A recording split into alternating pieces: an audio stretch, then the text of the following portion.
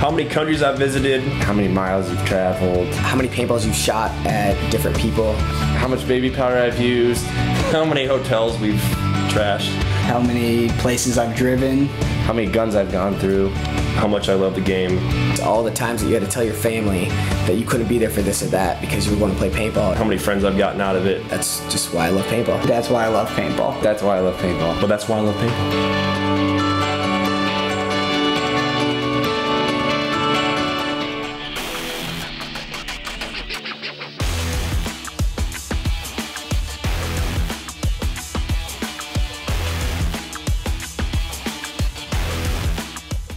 Welcome to The Breakdown, brought to you by PaintballAccess.com. Matty Marshall here with Todd Martinez, and we are going to be talking about the Top Gun title holder and also 5 through 2 as well. And what a crazy year that we had. 5 events, so many points played this season. But before we get to the actual 2013 Top Gun winner, let's start with number 5. Marcelo Margot, man, God, he was so close again. Marcelo Margot was a number 1 heading into the World Cup, but he got a couple penalties and he was not able to pull off the Top Gun award again. So frustrating for Marcelo. He ends up 5th. He was 10th in the G rating, 15th survivability, 47th in the win rating. Ironman struggled a little bit this season, 28th in the Winfluence. He only had 1 minor and 1 major penalty, but both of those penalties came at World Cup. He played a ton of points, 177 out of 215 possible points played for the Ironman, 135 kills for Marcelo Margot. What do you think, Todd? I really felt like Marcelo, the way he played all year, it was tough for him because he was trying to lead this new Ironman team. But the team that they had was a very aggressive, all-out assault team all the time. And it was a little tough for them at the beginning of the year with these really slow fields. And Marcelo's the type of guy that he wants to get up in your face, shoot people, attack, and play aggressively. But, the beginning of the year wasn't really like that. Towards when we saw him play at World Cup and the 4th event of the year, we saw him, have a little bit of that burden from trying to lead the whole team kind of go away and just get out there and feel more comfortable just playing his game. And we really saw what Marcelo's really capable of. But the fact that he was able to stay in the top 5 with all the things that he put on his shoulders this year is very impressive. And I definitely felt that he really still had a very solid year. And to come out and get 135 kills, I mean, yeah, that's tough for anybody to do. Yeah, Marcelo did have a really good year, and it was tough for him. He came out of Moscow Red Legion last year and heading into World Cup last year. He was ranked number 1. He ended up losing it because, again, and I've said this a lot, but I think he got played out of position at that event, and that was a tough one for him. So now this is 2 years in a row heading into the World Cup. But, the one thing that Marcelo is getting really good at is dealing with mental adversity. He's blown his knee out twice. And he's had his ACL reconstructed twice. And so even though he's only 22 years old, he still is in that situation where he's so mentally focused on what he needs to do to play at this high level that I'm excited to see him move on in his career now and try to be a leader and also continue to be a great player on the field, because he seems to get it, and it's tough. It's a work in progress, as it is with every person. And we were all there. It's really tough to, like they say, when you're 18 you think you know everything. When you're 25 you realize you don't know anything. And but Marcelo, he's figured that out already now, and he's just trying to do everything he can to, increase his mental prowess and also increase his physical stamina and strength and skill at the same time. And it's really cool to see that, because there was a couple of years where he was like really hard to coach and thought he knew everything, and you were there for that. And so to see him kind of go to flip a 180 and then now try to emerge as a leader, it's cool to see. Again, it's tough, and it's always a work in progress for everybody. No one's perfect, but it was cool to see Marcelo even get 5th. I know he was really wanted to get that number 1, and he got some penalties, and it was tough. And first penalty he's got all year long, but the one thing that Marcelo has proved is that he can fight through mental adversity. Yeah, and he started at such a young age. He's already got 2 world titles coming up with the Ironman back in 07 and 08. For him to be a leader at such a young age and have all the experience that he does at such a young age and fight through everything that he has, then, I mean, the future is very bright for Marcelo Margot, and, we're excited that we get to watch it. Yeah, so let's head into number 4, the 4th ranked player in the entire world here in the PSP through 5 events. And this is a guy that a lot of people might think, because of just the fact that he's just such a stone cold killer out there. I'm sure this guy's ranked #1 in a lot of people's minds. Konstantin Fedorov, 4th overall, 1st in the G rating. And that's a tough one to be a first in. 63rd survivability. That's the one thing that, Konstantin Fedorov, he definitely is out there trying to do creative things at every point in the game. 21st in the win rating, 47th in winfluence. 6 minors and 4 majors. He definitely gets some penalties. Played 217 out of a possible 254 points. He's definitely one of those guys they put out there all the time. And the big number for him, 201 confirmed kills. He was not only the G rating master, but he was also the #1 in the actual total kills as well. Konstantin Fedorov had another really good year for Houston Heat. Really helped them win that Chicago event as well. Yeah, Konstantin Fedorov is easily my favorite player to watch over the past few years. The way that the guy plays is so dynamic. He's all over the field. He can play the snake side. He can play the Dorito side.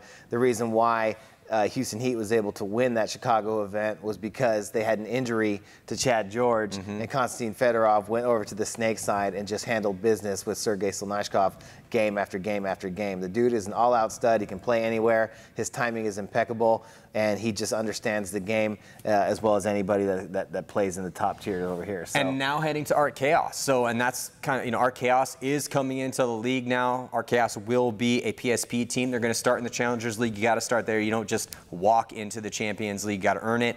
And so Art Chaos now, with the 3 Russian killers from Houston Heat, bumping back over to, I wouldn't even say they're not bumping back over. I mean, they were Art Chaos members. They played in Europe in the Millennium Series with Art Chaos, and they played in the States in the PSP with Houston Heat, but it had so much success, got so famous from all those victories with Houston Heat. I mean, Houston Heat won 4 of the 10 events that they played. That's ridiculous. No one's ever done that before. That's just unheard of type stuff. And so, and a lot of it was because of those guys. Now the Houston Heat guys will be like, well, it's team effort, and I totally respect that. We've all played on a lot of teams where it requires a team effort, so if anyone can respect that, I can. But that being said, if you watch those games, a lot of, obviously, 201 of those kills this year alone are coming from Konstantin Fedorov. And if you watch that Chicago event, I mean, him and Sergei were doing damage on that snake side. So I'm excited to watch Houston Heat play this year, because they still got a lot of their core, and I want to see what the studs on that team that are left on that team can do now that they're going to get all the reps. Yeah. That's actually going to be a really good story which we will follow, of course. But yeah, so Konstantin Fedorov, now Art Chaos. Yeah. It's going to get crazy. There were games where he had 17, 18, 19 kills. One game. In one game. Yeah. I mean, he's the only player this season to break the 200 kill mark. Yeah. Damian Ryan got pretty close, but I mean, 200 kills. 200 kills. I mean, it's damage. It's completely ridiculous. So yeah, but hey, we all get to watch Konstantin throw down. Man, K-Fed's going to be playing with Art Chaos next year, and that is going to be an entertaining team to watch. But I want to watch Houston Heat too, man. I want to see, now that Chad George and Sam Monville and the guys on that squad are going to be able to do. Nick Sloviak, can't wait to see Nick Sloviak play a bunch of points. I mean, he had a great year this year in limited action, so that's going to be cool to see. Let's head to the #3 player overall in the PSP, Tim Montresor. Tim was 40th in the G rating, but 1st in survivability, 5th in the win rating, 7th in the winfluence. He only had 1 minor and 1 major penalty. He played 119 points, not a ton of points played for Tim. Out of 255 total points, had 73 confirmed kills. But Tim is just the master of consistency. You know what you're going to get out of Tim when he goes out there. He's played on big teams. He was a leader for the now-defunct Philly Americans. They were a winning team. Has been playing professional paintball for over a decade. And even though he's a very hype and emotional player on the field, he's incredibly intelligent and mellow off the field most of the time. But there's no one that doesn't like Tim Montresor. Like, everybody loves Tim. He's one of those guys that if you have a problem with him, actually, I'm thinking more there's something wrong with you, not so much something wrong with Tim, because I don't know anybody that has a problem with Tim. And but he's a consummate pro, man. He's been there, he's done that, he's played on winning teams, he's traveled around the world multiple times, and when he gets out there and he does play reps, I mean, the thing with Impact is so many good players on Impact kind of tough to, you know, I mean, it is what it is. But I'll tell you what, I mean, ranked 3rd overall for survivability. When he gets reps, he's getting it done. Yeah, he's one of those guys that has an above-average stat line on every category, plus all the intangibles. You know, he's a killer. He talks. He knows how to move. He stays alive. But he's also a leader. He's also a motivator. You know, he's that type of guy that can get the whole team focused. He's the type of dude that will take a look back at the situation and see what the team needs and go and put the best foot forward to steer the team in the right direction. You know, he's a team player.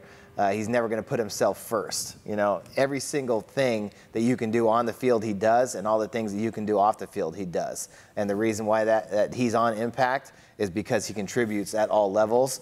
And you know, you can see here he had a great season, finished 3rd overall. Yeah, it's an impressive performance.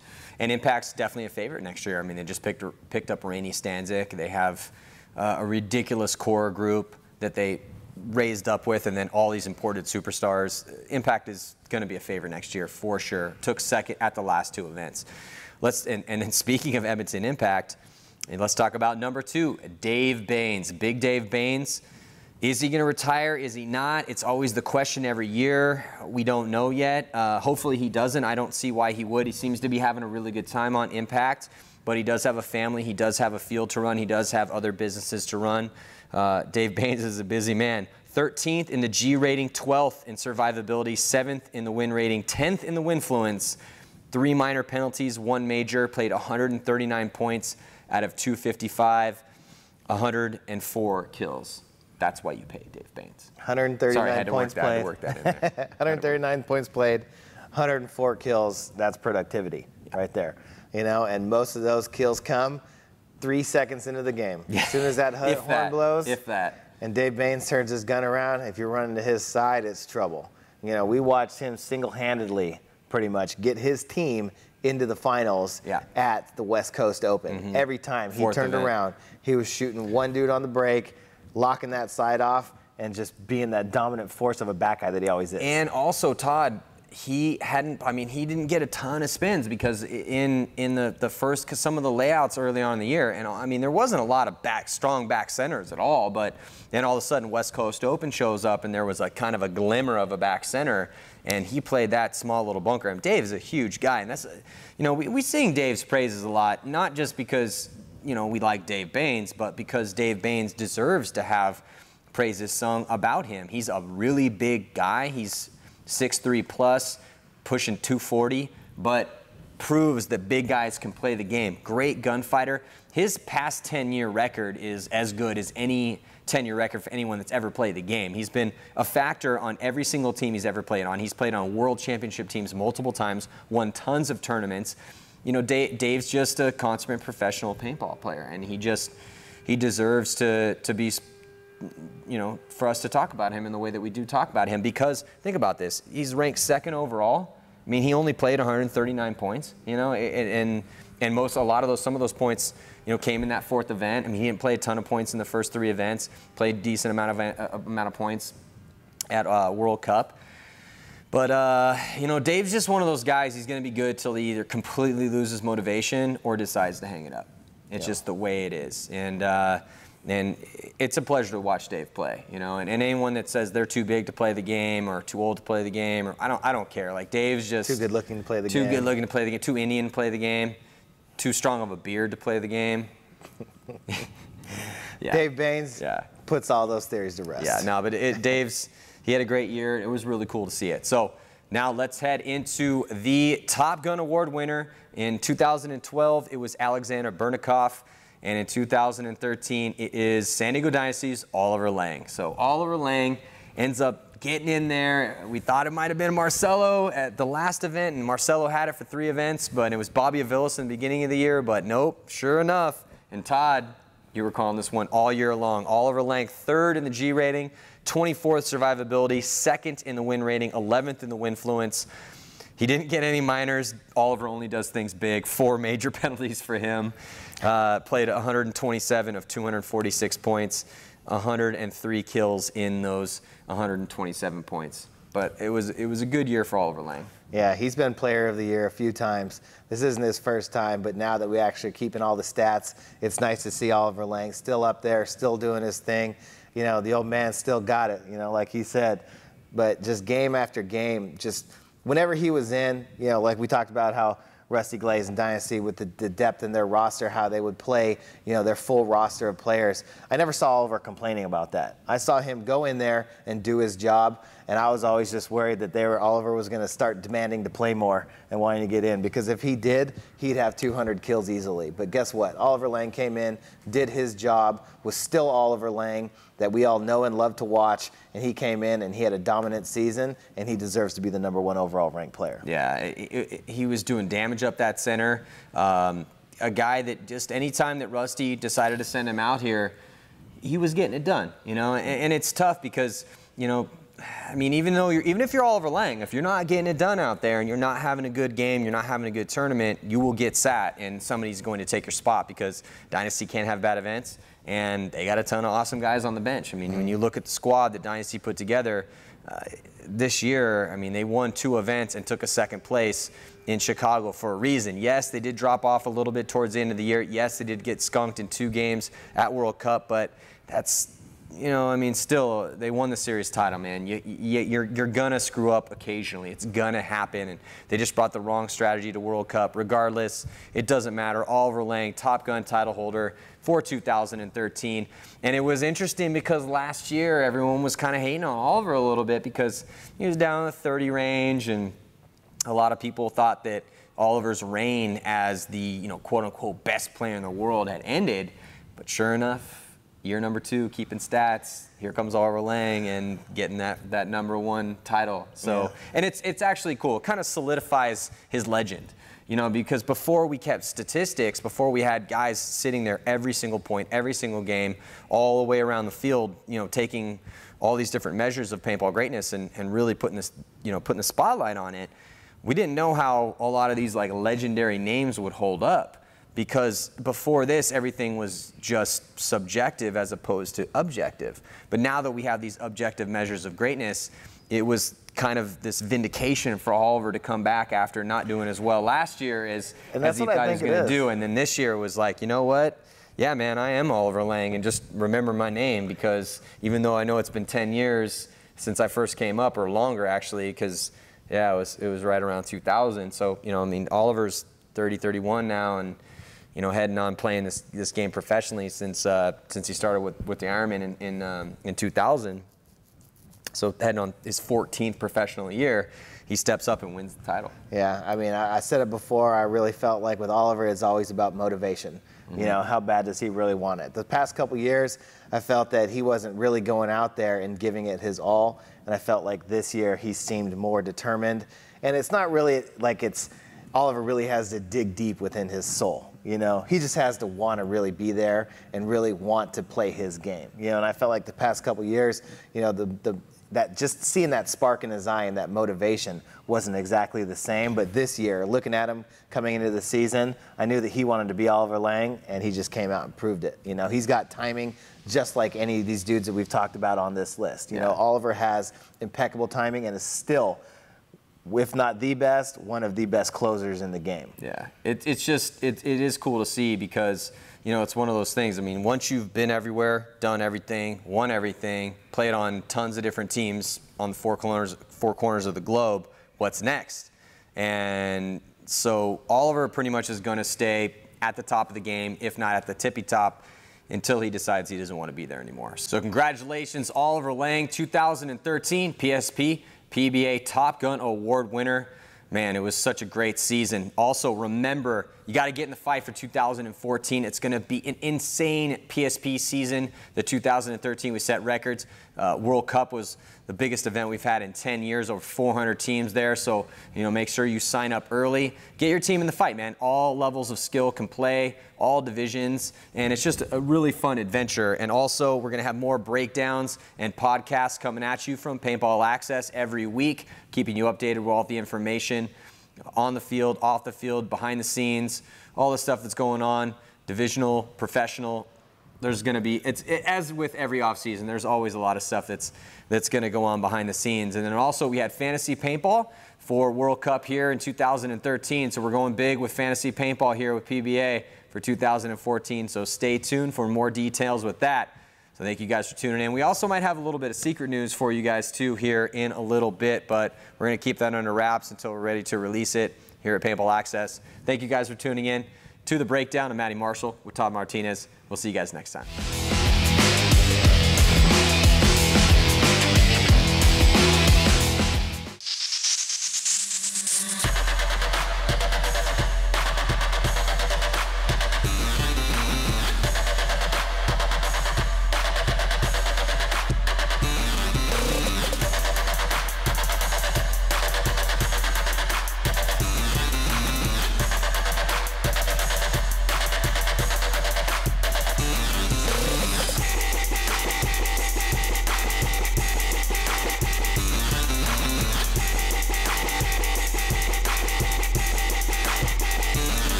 There are massive opportunities, both with the sport of paintball and for your business. If we are successful in taking our sport to another level, unite with Paintball Access in our quest to elevate paintball and broadcast it to the world. There are advertising packages available for any size business. Join us. Advertise with PBA and help us change the sport for the better forever.